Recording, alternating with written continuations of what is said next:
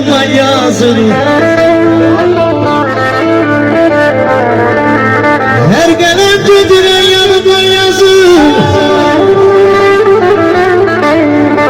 Benim gelediğimin kudreti kardeş.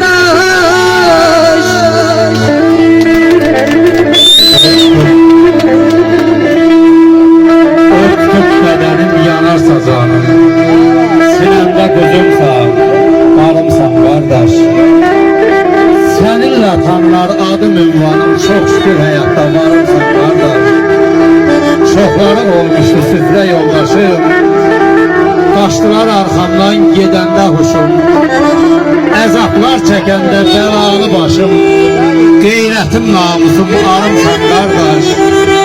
Zülmətdə məhşərim, eldə çırağım, göynən ürəyim, gülən dodağım, Allah'ın verdiği böyük dayağım, kəpəz tək, boşqar tək dağımsan qardaş. Şöyle bir bahçedir, odur bakmalı, anam ne güzel. Mi var kardeş, mi var kardeş.